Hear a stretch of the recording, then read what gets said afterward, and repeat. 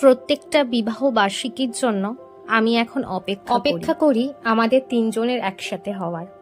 এই তো আমি, তোমাদের দুলাভাই, আর এই পাহাড়। এই তো আগের বছরেরই ঘটনা, আমাদের তৃতীয় বিবাহ বার্ষিকী। আমরা চলে গিয়েছিলাম রামজিতে, ছোট্ট নিরিবিলি গ্রাম, সে পড়া প্রকৃতির সৌন্দর্য, আকাশ মেশা ভ্যালি ভিউ আর কাঞ্চনজঙ্ঘা। স্বপ্নের মতো লাগে প্রত্যেকটা মুহূর্ত, জানেন তো।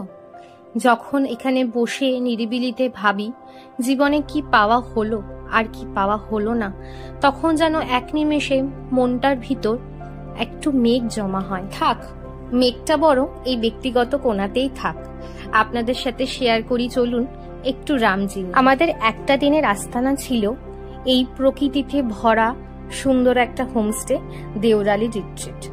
এর বাকি ইতিহাস যদি জানতে হয় তবে আপনাদের পুরো ব্লগটা দেখতে হবে।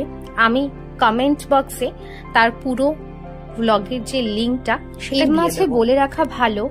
আপনি যদি মনে করেন যে ঘুরতে যাব, তাহলে বলবো এই জায়গাটা আপনার জন্য নয়। হ্যাঁ, আপনার হয়তো শুনে খারাপ লাগতে পারে, কিন্তু বিশ্বাস করুন, এই জায়গায় আসতে হলে আপনাকে এই মানসিকতা ত্যাগ করেই আসতে হবে যে আমি এখানে ওখানে সেখানে ভিউ দেখতে যাব, কোথায় কি ঘোরার আছে সেগুলো গাড়ি করে ঘুরতে বেরোবো।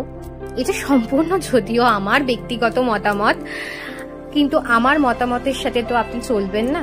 তাই আপনাদের জন্য একটা ভালো সাজেশন, যখন মনে হবে জীবনে কিচ্ছু ভালো লাগছে না, এমন কোথাও যাব যেখানে বসে দুদণ্ড জিরোতে পারবো, আপনি তখন এই জায়গাটায় আসুন। আপনার মারাত্মক ভালো লাগবে, মনটা ভরে আপনি অক্সিজেন নিয়ে তখন বাড়ি যেতে পারবেন। এই ভেবে আসবেন যে আপনি এখানেই ঘুরতে এসেছেন, এখানে ঘুরতে এসে আবার কোথায় ঘুরতে যাবেন। বুকে হাত দিয়ে বলুন তো, বছরের বাকি দিনগুলো এভাবে কি সূর্যাস্ত হতে দেখেছেন? দূর দূরান্ত অব্দি মেঘেদের এরকম খেলা দেখেছেন? কাঞ্চনজঙ্ঘার অপেক্ষা করেছেন? প্রকৃতি যে এত সুন্দর হতে পারে এটা কি আগে কখনো অনুভব করেছেন? বলুন তো বুকে হাত দিয়ে। বিয়ের আগে বাবার সাথে আমি প্রচুর ঘুরেছি, জানেন তো। ঘুরেছি বললেও কম বলা চলে, দৌড়েছি। তাই এখন আর দৌড়াতে ভালো লাগে না, মনে হয় একটু ঘুরতে যাই, সেখানে গিয়ে একটু বিশ্রাম করি, একটু বসি নিরিবিলিতে, একটু প্রাকৃতিক সৌন্দর্য দেখি।